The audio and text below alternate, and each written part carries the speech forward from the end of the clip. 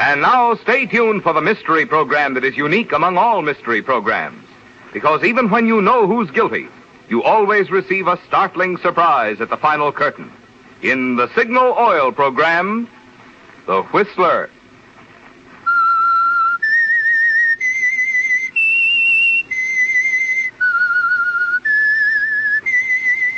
S-I-G-N-A-L.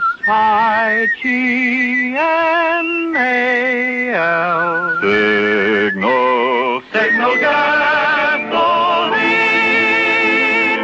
Signal, the famous Go Farther gasoline, invites you to sit back and enjoy another strange story by The Whistler. For extra driving pleasure, the signal to look for is the yellow and black circle sign that identifies signal service stations from Canada to Mexico. And for Sunday evening listening pleasure, the signal to listen for is this whistle that identifies the Signal Oil program, The Whistler.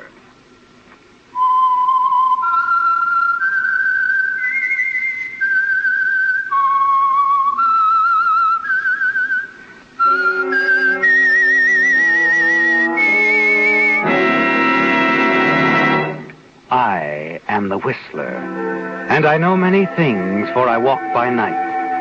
I know many strange tales hidden in the hearts of men and women who have stepped into the shadows. Yes, I know the nameless terrors of which they dare not speak. And now the Whistler's strange story, The Clever Mr. Farley.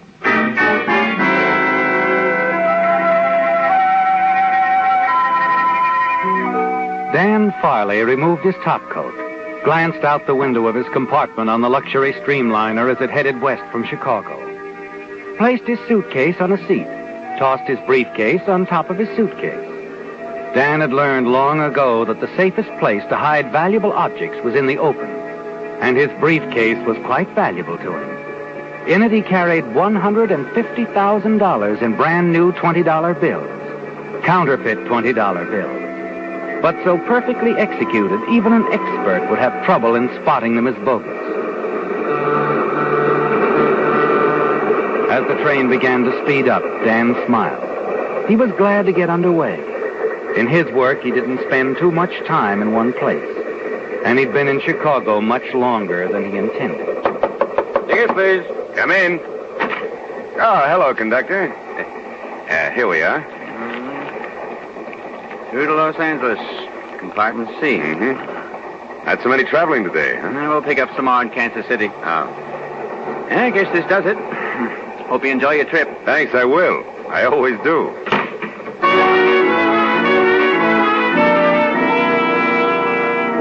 Yes, you do enjoy your trips across the country, don't you, Dan? After 5 years of passing and distributing counterfeit money, you've never even been arrested on suspicion. Tall, handsome, with the assured poise of a banking executive, everyone accepts you for what you appear to be, just a successful young man. You decide to go to the club car and look over some of the other passengers. Like most bachelors, you never object to meeting a pretty girl. When you enter the club car, you deliberately choose the middle seat of the only 3 seats remaining vacant. But luck's against you. You're annoyed when a seedy-looking man of about 60 sits down on your left. You quickly pick up a magazine and begin to read.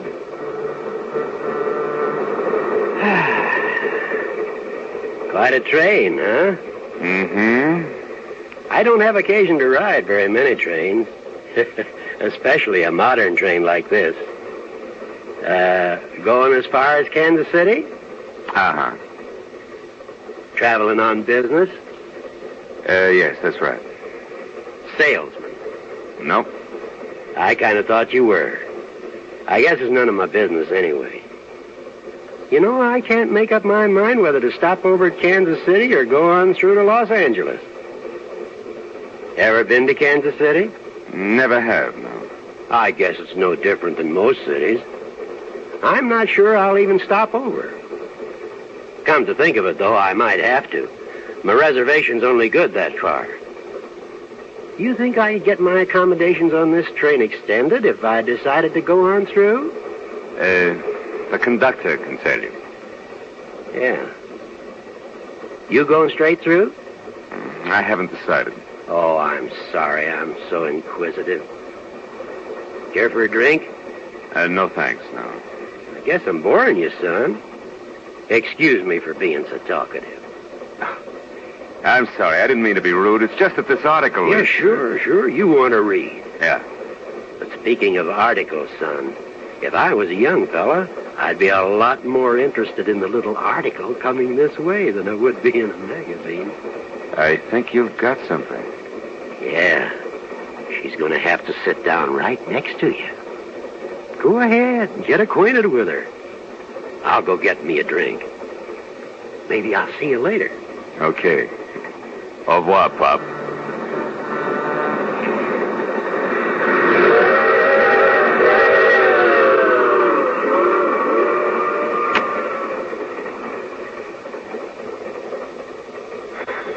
If you'd rather read that book than talk to me, just tell me.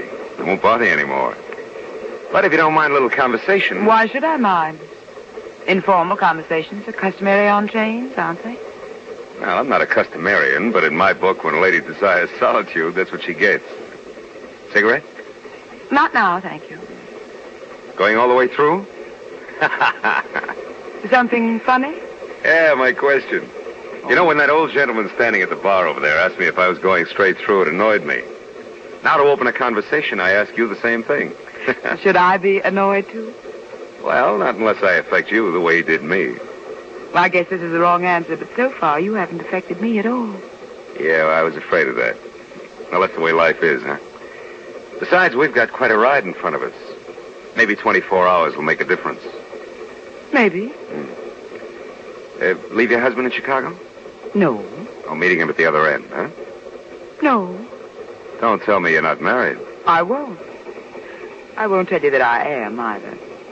In other words, what's it to me, huh? Mm-hmm. Well, do you mind telling me your name? Not particularly. I'm Judith Barnes. Judith. That's a pretty name. Chicagoan? At times. Oh, woman of mystery, huh? Have to be. I'm a spy. You haven't asked me who I am. No, I haven't. I'm going to tell you anyway. Name's Dan Farley. I'm a spy, too.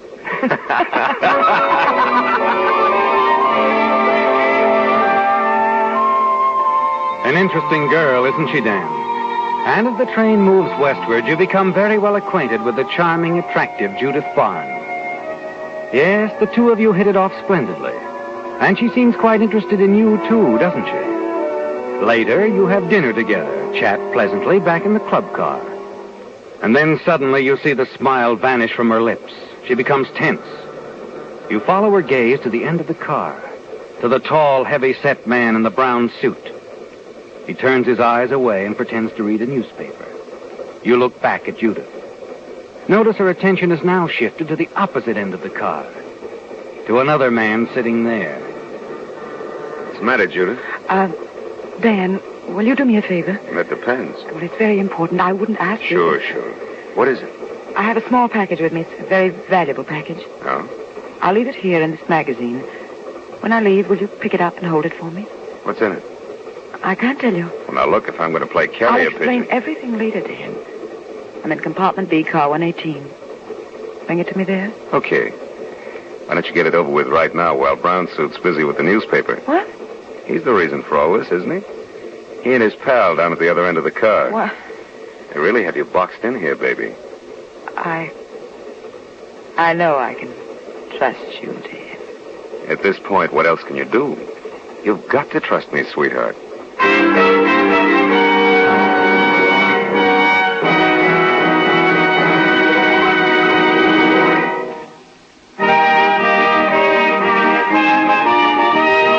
Tonight's $20 Signal gasoline book goes to Carol Hamilton of Los Angeles for this limerick.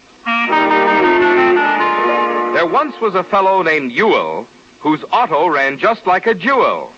When asked what the cause, he said without pause, "Why, Signal Go Farther's my fuel." Signal gasoline. Your car will go farther gasoline. A smart fellow, that driver in the limerick. He knew what more and more drivers discover when they switch to Signal. that mileage and performance are like birds of a feather. They go together. So if you're looking for quick cold weather starting, if you're looking for flashing pickup, if you're looking for smooth, quiet power, just remember you'll find them all when you fill up with Signal, the famous Go Farther gasoline.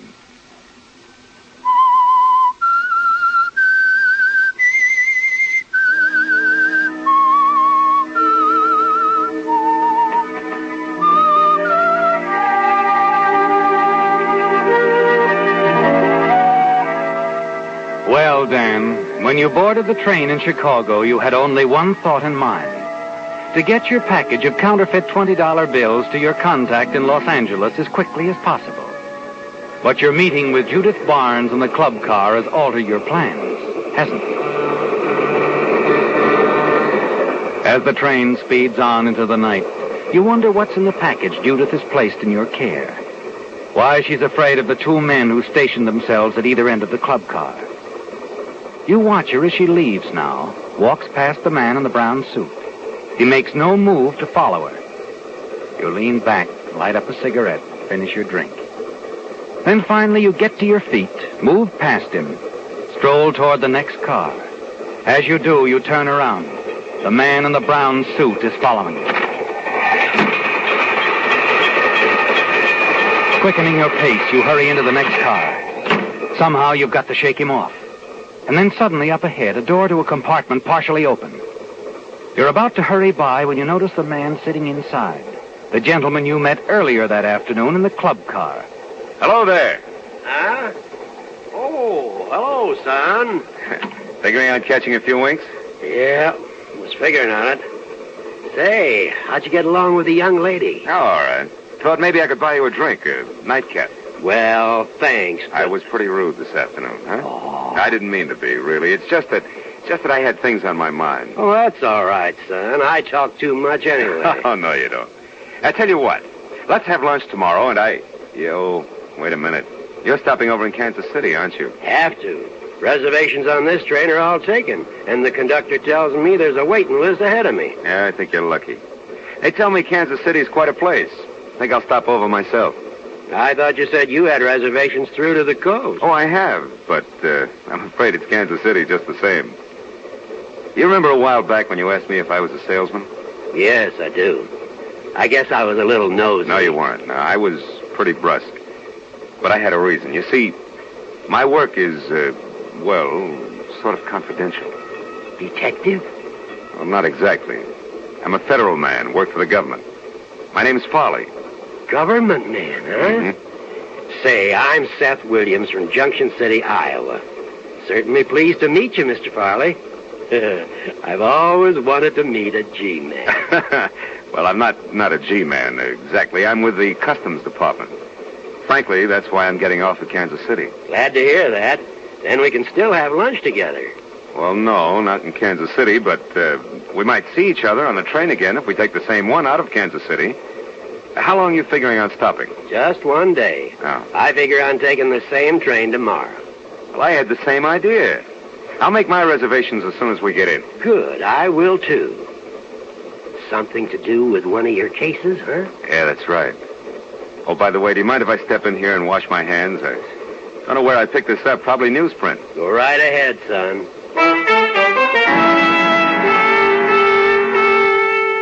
The moment you're out of his sight, you open the package Judith gave you in the club car. Your hand trembles as you pick up the piece of jewelry. A diamond brooch, exquisitely fashioned. Breathtaking, isn't it, Dan? Yes, and you're certain it's worth a fortune. You're certain, too, that Judith stole it. And if you can get it away from her, it'll even the score. You hate to part with the brooch, don't you, Dan? But there's nothing else you can do at the moment with the man in the brown suit and his friend, probably searching the train for you. Quickly, you make up your mind. Replace the brooch in the package. Step back into the compartment. You feel confident you can trust Seth Williams of Junction City. Oh, Mr. Williams. Yeah? I wonder if you'd do me a favor. Why, be glad to. I'm interested in finding a certain party on this train. Now, you could help me out and do Uncle Sam a good turn, too. Of course. What is it, son? Well, take this package and hold it for me for a while. Well, sure, but... I'd rather not tell you my reasons just now. Later on, I will. Do you mind? Well, no, I guess not. But why pick on me? Want to know the real truth, Mr. Williams? Well, of course. Well, it's because you look like that place you come from, Junction City.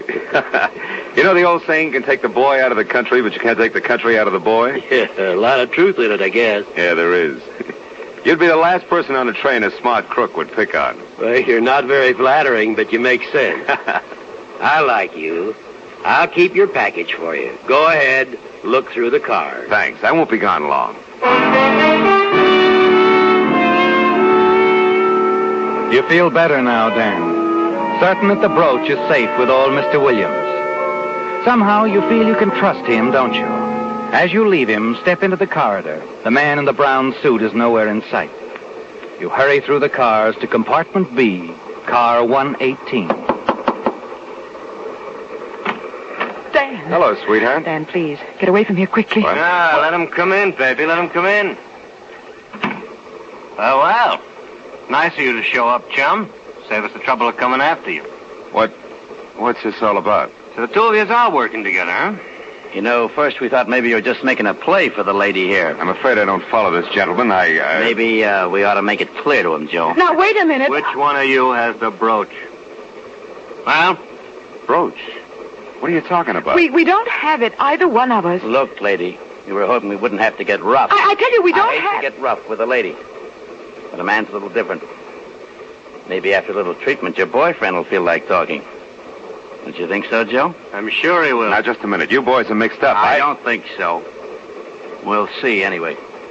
Come here. He has nothing to do with this. I know when I've lost. I'll give you the brooch.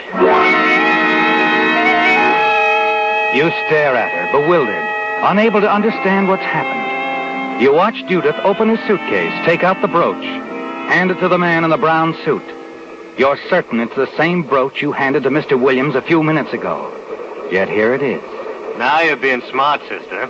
Thanks. Yeah, very smart. And we'll be in KC before long. I think you better stay right here in your compartment, lady. Don't make a move. All right.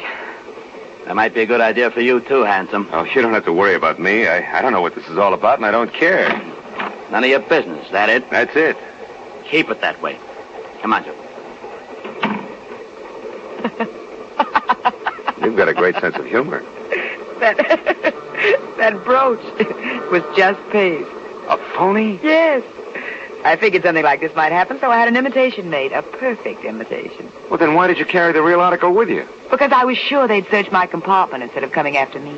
Oh? I recognized the man in the brown suit as Joe Franklin, one of the best-known jewel thieves in the business. That's why I was so worried when he showed up in the club car tonight with his partner.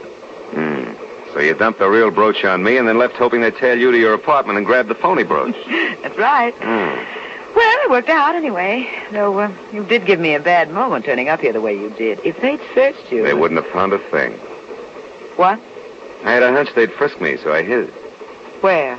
In the club car. That was careless. Oh, quit worrying. It's practically locked up. You'd better get it right away. Use your head. Suppose those two guys find out that bauble you gave them's a phony. They're liable to come back. What do you suggest we do, then? Leave it right where it is. Sit tight. If nothing happens, those two guys will get off at Kansas City. Once they're gone, I'll bring you the brooch. How do I know you won't double-cross me, Dan?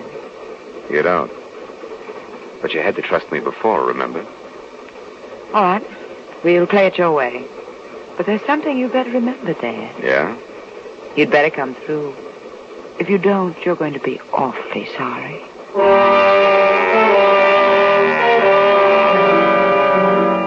Well, Dan, it was easier than you thought, wasn't it? As you leave Judith's compartment, more than ever convinced she's a thief, you know exactly what you're going to do. When you reach Kansas City, you'll leave the train. Let Judith discover your absence after the train resumes its journey. Then it'll be too late for her to do anything. You can forget you ever saw her. Then another idea hits you. A great idea, isn't it, Dan? Quickly, you return to Mr. Williams' compartment. Find your party all right, son? Yeah, I did. Are you still figuring on leaving Kansas City on tomorrow's edition of the same train? Mm-hmm. Already wired from a reservation. Good. I'll take the same one. Now, meantime, if you can help me still further, That is, if you will. Well, I guess so. Well, I want you to keep that little package for me while you're in Kansas City. You can give it to me when we see each other again in the train tomorrow, huh? How do you know I'll show up? I don't. I just believe in you, Mr. Williams. All right, son. I'll do it.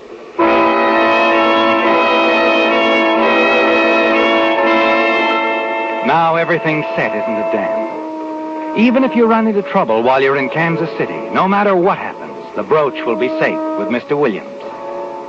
You smile as you return to your own compartment. And as you step inside, your eyes fall on your briefcase. And suddenly you know something is wrong. The briefcase has been moved, tampered with, hasn't it, Dan? You're certain of that. Quickly you open it. The money's still there, but somehow you have the feeling it's been disturbed. And for the first time in your career, a wave of panic sweeps over you. What? Who is it? Mr. Farley, sir? Oh, yes, Porter. What is it? We'll be arriving in Kansas City in another half hour. I wondered if you wanted to send a wire or something. No, thanks, Porter. You stand there, staring down into the briefcase full of counterfeit bills. You can't take any chances, can you, Dan? You have to leave the train at Kansas City. Then the moment it stops, you hurry into the station, put the briefcase into a station locker. Yes, that's the safest place for it now. Put it in a station locker. You'll pick it up at a later date for future use. Then you go on into town and stay out of sight overnight. The following evening, you return to the station, take the train agreed upon. And as it pulls out of Kansas City, you hurry into the club car. Your fears that Mr. Williams might not be there vanish as you enter. There he is. He's come through for you exactly as you expected. Well, hiya, Mr. Williams. Hello, son. Hey, I was getting worried about you. Thought you might have missed connections. I never miss connections, Mr. Williams. My little package still safe? Sure. Want it? Might as well. Here it is, safe and sound. Thanks, Mr. Williams. Now I'd like to buy you a drink. Fine. Everything went okay, huh? Everything's great, Mr. Williams.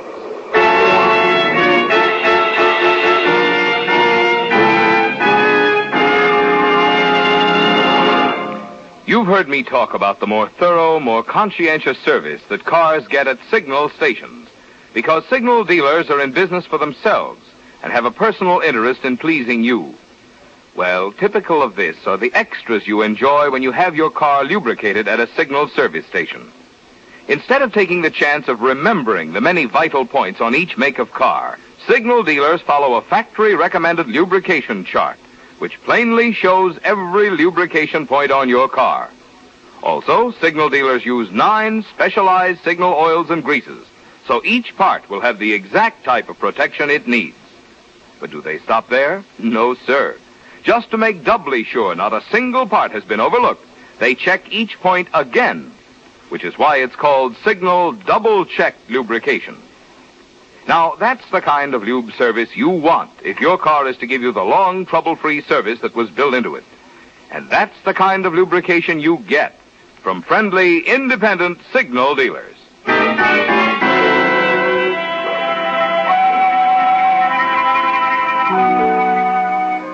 Everything worked perfectly, didn't it, Dan? Yes, and as the big streamliner picks up speed, you're more than satisfied, aren't you? You might even give up the counterfeiting racket and go into a legitimate business of your own after you dispose of the brooch. You're sure you'll be able to sell it for at least $50,000 once you reach the coast. And you're not worried about Judith Barnes. The chances are you'll never see her again. And the elderly Mr. Williams came through for you exactly as you were certain he would. Yes, sir, Mr. Williams. You did me quite a favor. Well, I was glad to do it. Would you like to see what you've been holding for me? It's very pretty. Yeah, I would. Okay, I'll show it to you. Come on, we'll go back to my compartment. It's only 3 cars back. Why, we can stop at my compartment if you'd rather. It's right ahead there. Oh, it suits me. Might stick around and beat you a game of cribbage, if you play cribbage. I'm the best cribbage player you ever saw. Come on. Here we are. Hello, Dan. Judith, what do you do? How did you know that... It was easy, Dan. I simply followed you when you left the train. You mean Mr. Williams told you? Mr. Williams told me nothing until a few minutes ago. I asked him to arrange this little meeting. You see, I'm an insurance investigator, Dan. Insurance investigator? But I thought You thought I lifted that brooch, didn't you? No, Dan, no. I just paid $15,000 for the return of that brooch in Chicago. No questions asked. I wanted to be sure it got back to my company. You were handling it alone? My guard was supposed to come along with me. Something must have happened because he didn't show up. So you picked on me? Yes. The minute I saw you, I knew you were just the type to get it through. But, just to make sure, I trailed you after you got off the train last night. What about the boys that got the phony brooch? They're in the hands of the Kansas City police right now. Yeah. Like I said before, you're quite an operator. Catch, baby. I guess you win. Oh, thanks, Dad. Uh-huh. This is it. Well, maybe I'll see you again sometime. I could have you picked up for attempted theft, you know. But I won't. How come? Well, in your own way, you were very helpful. You too, Mr. Williams. Thanks a lot. That's all right, young lady. You must be a darn good detective. My boss thinks so. Bye. She's quite a gal. Isn't she? Nice of her not to take action against you. Yeah. Sorry I had to lie to you, Mr. Williams. Anyway, you sure did your part. Well, I guess I'll have to change plans again, get off at Albuquerque, and get back east. I'm afraid not. What? You see, I found something of yours, too, in your compartment yesterday while you were tied up with those jewel thieves. A briefcase full of phony money. The same one you put in that station locker in Kansas City. You were the one who... That's right. Solid evidence. You're under arrest. Now, wait a minute. I was on that train looking for someone yesterday. Didn't know just who, and then you came along. But how could you... Never should have told me that lie about being a federal man, son. You see, I know all about federal men. Been a Fed myself for 25 years.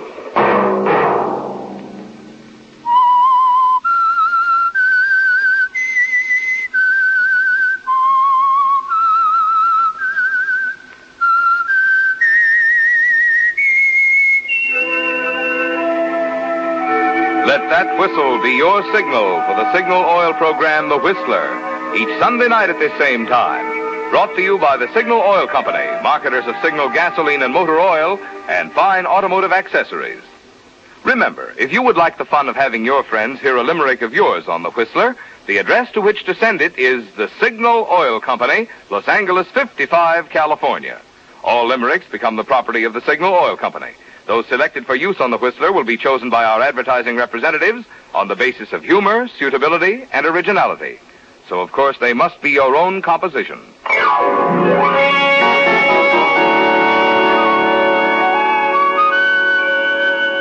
Featured in tonight's story were Gerald Moore, Betty Lou Gerson, and Earl Ross. The Whistler was produced and directed by George W. Allen, with story by Edward Bloodworth, music by Wilbur Hatch, and was transmitted to our troops overseas by the Armed Forces Radio Service. The Whistler is entirely fictional, and all characters portrayed on The Whistler are also fictional. Any similarity of names or resemblance to persons living or dead is purely coincidental. Remember, at this same time next Sunday, another strange tale by The Whistler.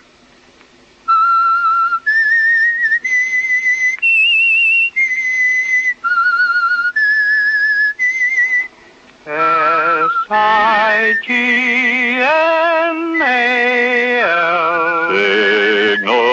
Signal gasoline.